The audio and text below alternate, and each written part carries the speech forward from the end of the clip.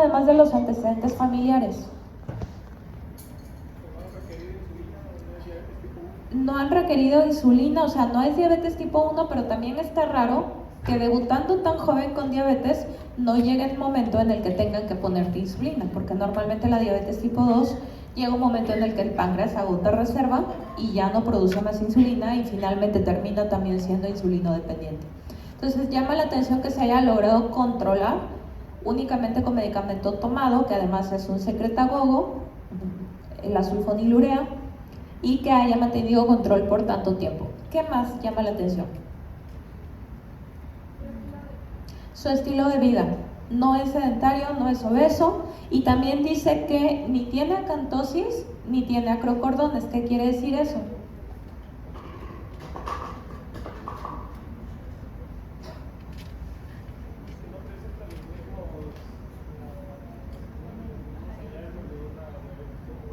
O sea, clínicamente por lo menos no tiene resistencia a la insulina, porque decíamos que datos de resistencia a la insulina es la acantosis, los acrocordones, que le dé hambre, que coma más y por lo tanto tenga sobrepeso. Ok, entonces no parece resistencia a la insulina, sus padres no han necesitado insulina, pero es una edad de presentación muy joven. ¿Ok? Y entonces dice que no hay síntomas de cetosis, y si se acuerdan, hablando de la diabetes tipo 1, que es la que le da a los más jóvenes, normalmente, ¿cuál es el mecanismo de la tipo 1?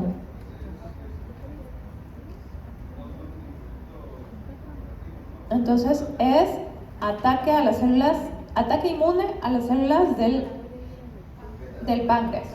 Y generalmente cuando debutan es porque ya se acabaron las células del páncreas, entonces debutan con cetoacidosis diabética. Aquí no hay cetonas, no hay cetosis, ¿ok? Pero es muy joven, pero no tengo resistencia. Entonces, ¿qué le pido de laboratorios a esta paciente para confirmar diagnóstico? Hemoglobina glicosilada, ¿qué más?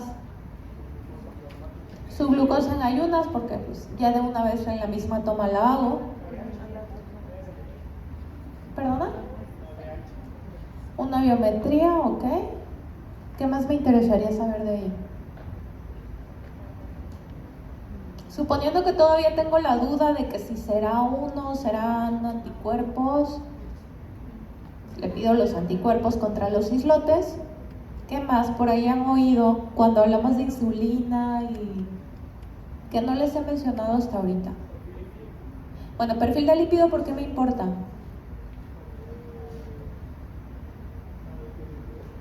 Normalmente la diabetes tipo 2 se asocia a síndrome metabólico, entonces tengo dislipidemias también, ¿ok? Y además de eso, ¿cómo sé que el páncreas todavía funciona o no funciona?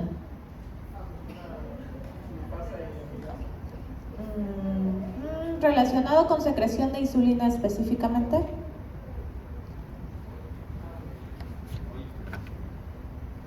Aparte de eso, porque cuando tienes hiperglicemia, como fue en su caso, se encontró hiperglicemia detectada en revisión de rutina.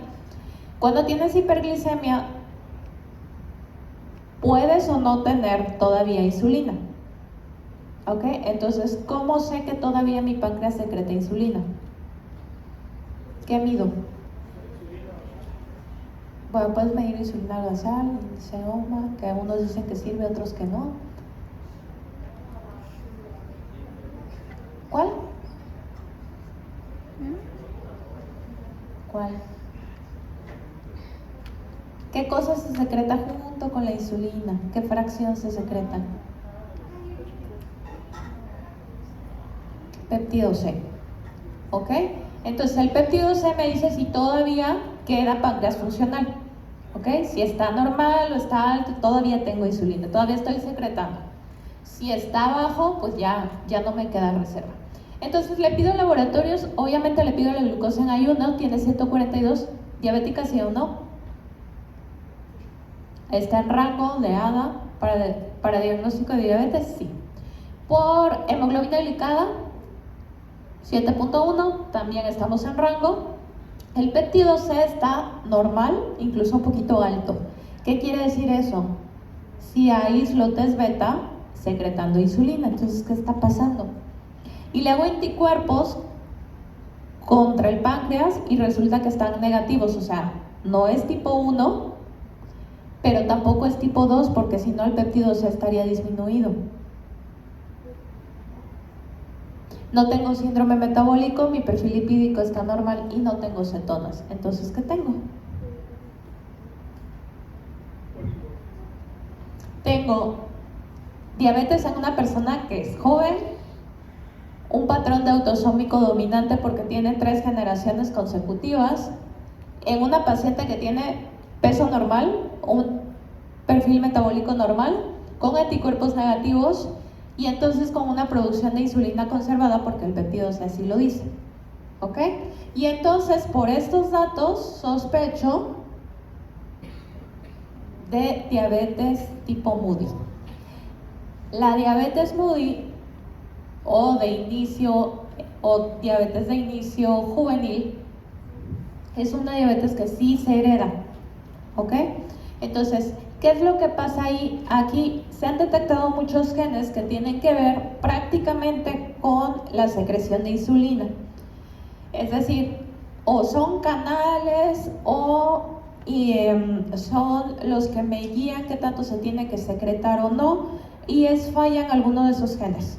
Son mutaciones en los genes que participan en la secreción por los islotes beta del páncreas. Entonces, este tipo de diabetes generalmente se da así en las personas alrededor de los 20 años. No debuta con la cetoacidosis, no hay resistencia a la insulina, porque no pasamos por esa etapa, no se debe a estilo de vida, se debe a un problema genético. ¿Ok? Entonces, vamos a tener a un paciente que no pasó por resistencia, pero tampoco va a estar tan mal. Y como el problema es secreción, el tratamiento es medicamento que me ayude a secretar. ¿Ok? Entonces, sulfonilureas, que son secretagogos, la glibenclamida, me puede ayudar en estos casos. Entonces, suele responder bien a este tipo de tratamiento. Tenemos varios tipos, la más frecuente es la tipo 3.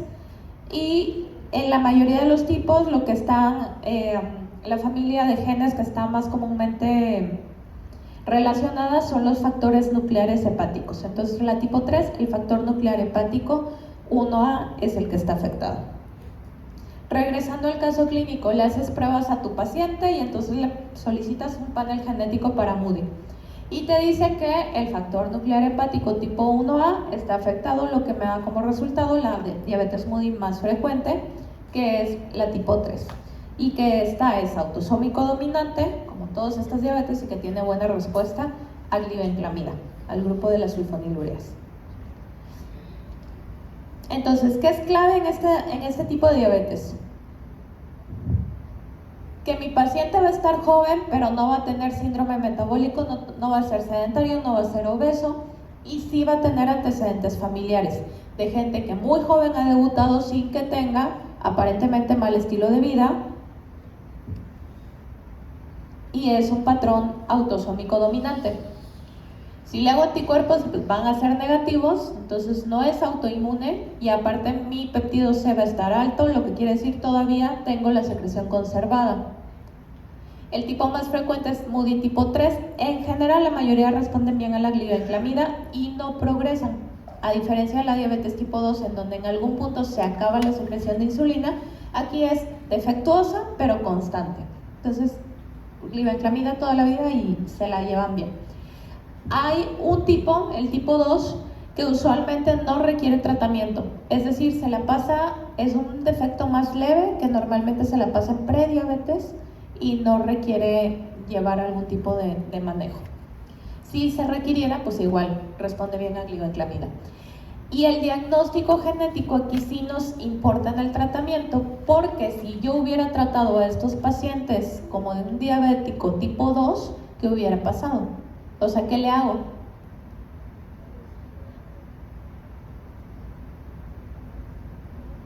¿Qué le hubiera propuesto?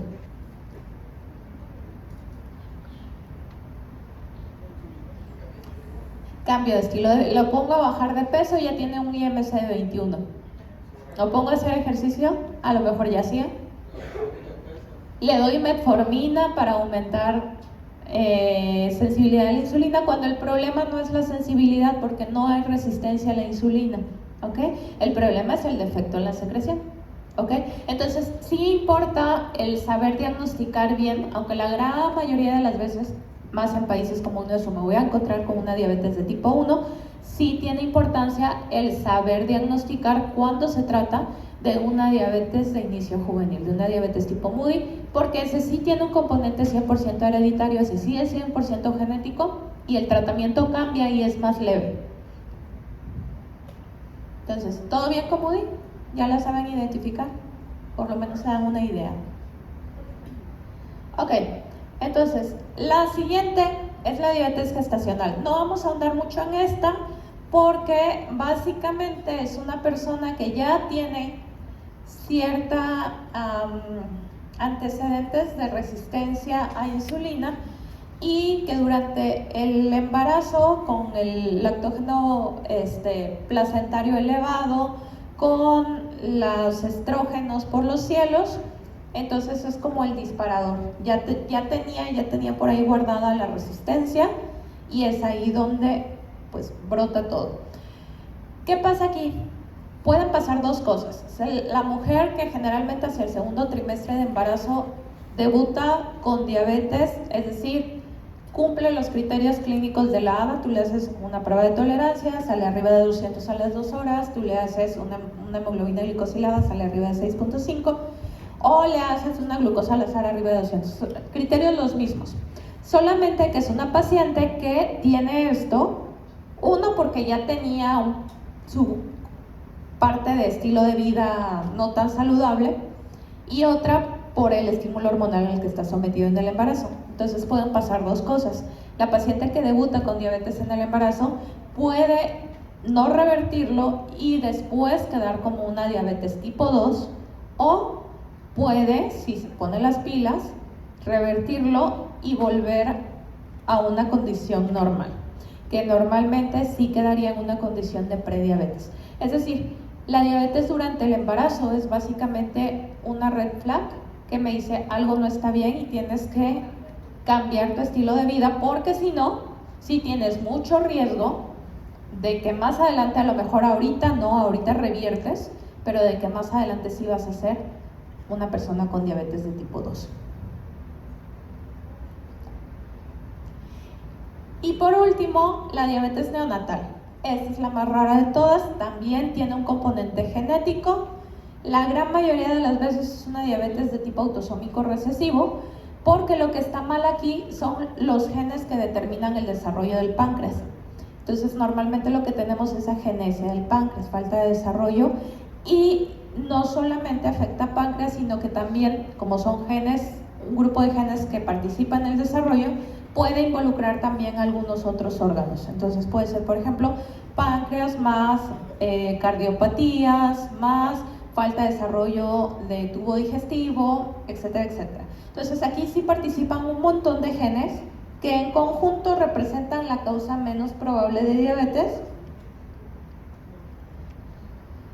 pero que normalmente son defectos pues que no solamente afectan a páncreas, que afectan a todo el desarrollo, muchos de ellos incompatibles con la vida, ¿ok? Y que sí sería una diabetes que debuta desde que el niño nace, normalmente con malformaciones también, ¿ok? Aquí sí hay un montón. La mayoría recesivas, alguna que otra dominante, que son las que podrían llegar a sobrevivir con poca esperanza de vida por los defectos que conllevan. Ok, hasta ahí carbohidratos. Estas diapositivas ya las tienen. Luego, metabolismo de aminoácidos. ¿Se acuerdan cuántos carbohidratos eran cuántos monosacáridos eran los esenciales para formar todo? 3 nada más. Diferencia con los aminoácidos. ¿Cuántos aminoácidos tenemos? 20. Bueno, y de esos, nuestro cuerpo es capaz de producir la mayoría, pero hay 9 que sí necesitamos nosotros consumir para que nuestro cuerpo pueda sintetizar o generar los otros. Ok, entonces, Generalmente lo que ocurre en defectos congénitos del metabolismo es que falta alguna enzima para poder metabolizar estos aminoácidos. Entonces, como participan en la formación de proteínas, y las enzimas son proteínas, y además tenemos muchas hormonas, son proteínas, entonces son muy importantes, ¿ok? El solo efecto en una ruta metabólica sí puede tener muchas implicaciones, dependiendo de dónde es que se use ese compuesto. Y vamos a hablar nada más al principio de toda la familia de defectos que implica tener mucha fenilalanina. La fenilalanina normalmente se convierte a través de una serie de pasos en la tirosina, y la tirosina es un aminoácido que tiene muchas funciones. Entre ellas forma parte de la melanina. ¿Se acuerdan cuando vimos fenilcetonuria? La imagen del niño muy blanco, ojos azules, por falta de melanina.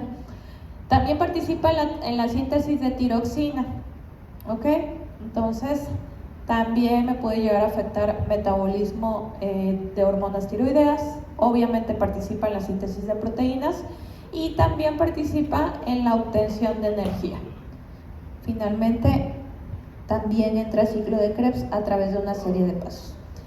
Y el primer defecto en donde vamos a tener esta falta de conversión de fenilalanina hacia la tirosina es la fenilcetonuria. Esta ya la vimos cuando hablamos de enfermedades recesivas, pero aquí hablaremos básicamente del defecto, que es en la mayoría de las ocasiones la falta de la enzima o la deficiencia parcial de la enzima fenilalanina hidroxilasa.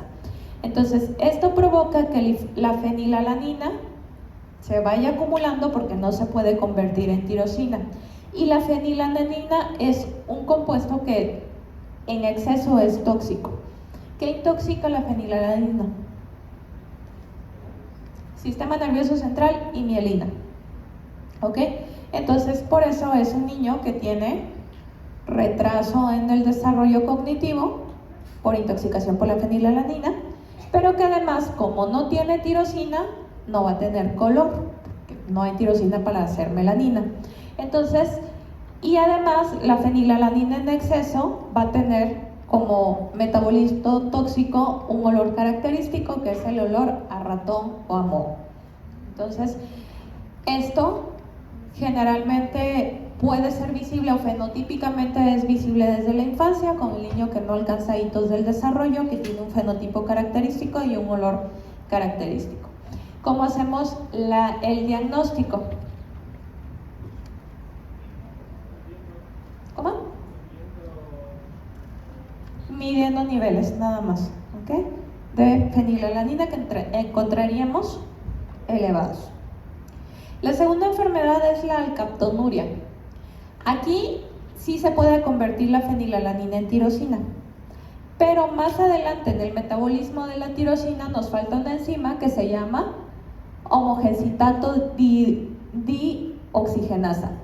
Y eso lo que provoca es que no nos podamos convertir o no se pueda convertir la tirosina en ácido acetoacético para entrar más adelante a ciclo de Krebs.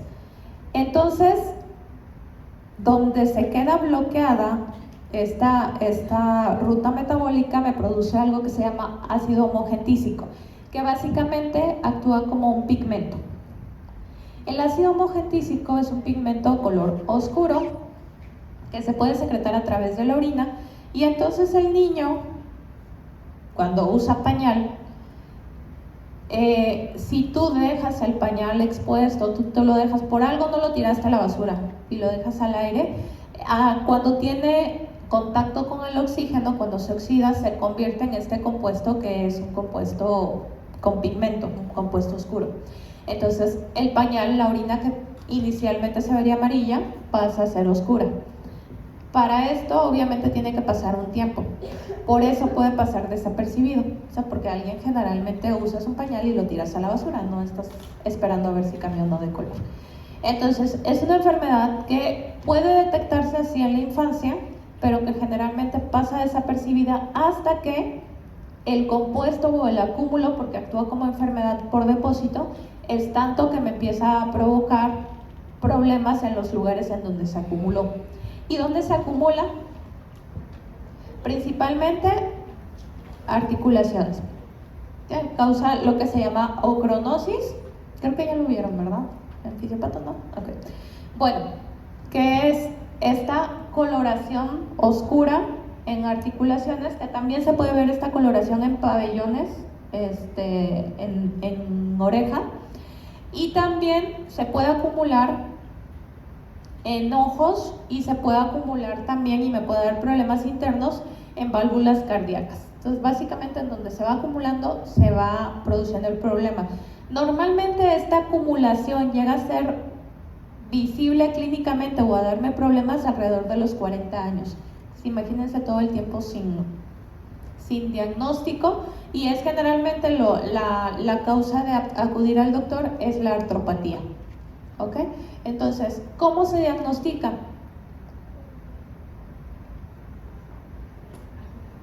Otra vez, orina, pero la orina tiene que estar oxidada, entonces para no esperarme, le agrego cloruro férrico y de esta manera se puede producir un fenómeno de oxidación y cambia el color. ¿Okay? Esta, de hecho, la alcaptonuria fue la primera enfermedad que se describió de todo el grupo de defectos congénitos del metabolismo.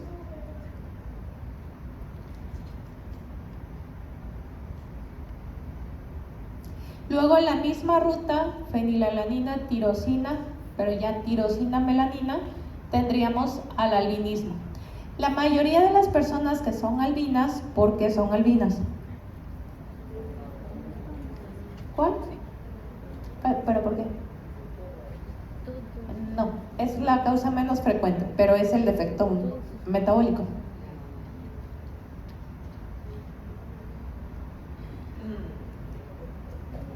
Ahí está, ya. Proteína P.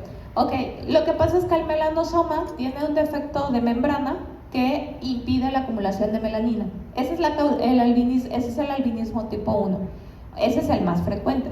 Pero también puede haber albinismo por enfermedad autosómica recesiva, que es que me falta una enzima, que es la dopa oxidasa, que es la que se necesita para convertir la tirosina en melanina.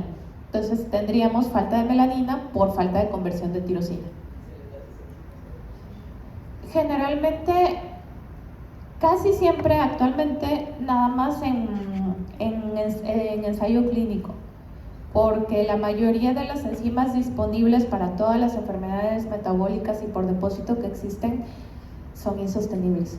Entonces casi siempre se hace dentro de un ensayo clínico cuando se entra, con buenos resultados. En conjunto son un problema porque sí son relativamente frecuentes, en conjunto todas ellas, pero son tantas que por separado sí son enfermedades huérfanas, se les llama, que es tan poca la gente que la padece que hay muy poca investigación al respecto de ellas. Entonces, cuando llega a haber enzimas, casi siempre es bajo ensayos clínicos.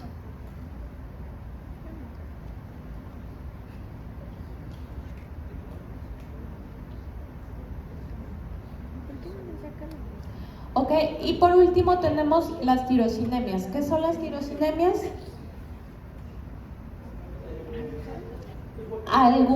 ¿Perdona?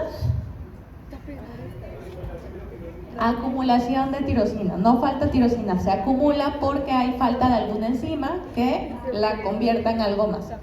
¿Ok? Quizá la más importante, hablando endémicamente, sea la tirosinemia tipo 1. Aquí lo que me falta es una enzima, una hidroxilasa que se llama fumaril acetato hidroxilasa, que me provoca que haya compuestos tóxicos derivados de la tirosina.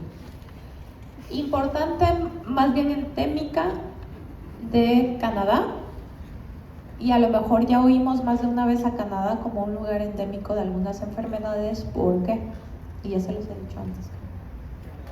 Ajá. Algo así, pero antes que eso. Sí. No. Efecto fundador.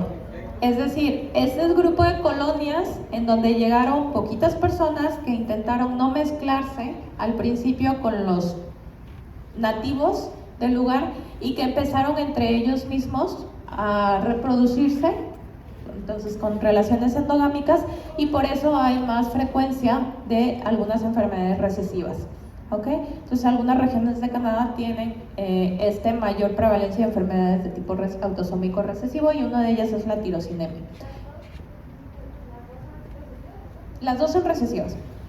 De hecho, la mayoría de los defectos de metabolismo son recesivos. Bueno, excepto diabetes, que sería la MUDI dominante, la neonatal sí sería la mayoría recesivas y las otras multifactoriales. Ok, entonces acá la tirosinemia es compuestos tóxicos que que tienen como órgano blanco al hígado, al riñón, y que también pueden tener déficit neurológico. Y aquí la característica es el olor también, pero en este caso olor a repollo. Sí, tiene olor y es fuerte. ¿Ok? Y el tipo 2, menos peor, en donde la enzima que está afectada se llama tirosina aminotransferasa, en donde tenemos aumento de tirosina y de sus metabolitos, pero que en este caso se van a acumular en palmas y plantas, causándome hiperkeratosis, y también sistema nervioso, causando retraso mental, y en córneas, causando úlceras corneales. Menos frecuente que la 1 y también menos agresiva. La tipo 1. Ok. Hasta aquí el examen. De acá, enzimas no me interesan tanto, me interesa más que localicen patrones de herencia, que localicen cuadros clínicos, o más bien que asocien cuadros clínicos a las enfermedades. Y lo que pasa es que en los diagnósticos prácticamente o es detección de la enzima o de los metabolitos tóxicos, o sea, para la gran mayoría. Pero ya que me digas específica, sería meternos otra vez específicamente a la enzima afectada, que la verdad no me interesa tanto. Más que nada es que ustedes sepan decir algo está mal y probablemente sea por esto. ¿Ok? Bueno, la dejamos hasta aquí, nos vemos en el examen.